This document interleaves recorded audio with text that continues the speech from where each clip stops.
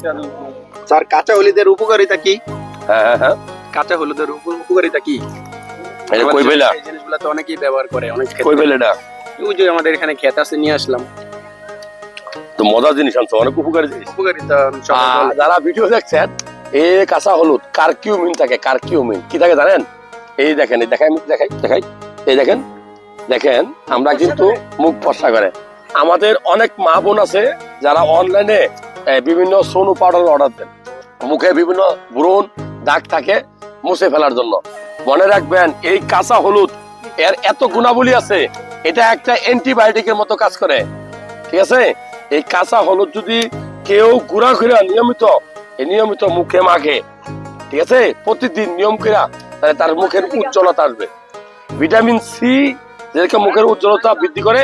আর এখানে কারকিউমিন থাকে, লিভার আছে না, যাদের লিভারের সমস্যা, যাদের জন্ডিস, যারা দেখবেন যে অনেকদিন থেকে জন্ডিস রোগে ভোগে, লিভার রোগে ভোগে, তাদের জন্য এই কাঁচা হলুদ খুবই উপকারী।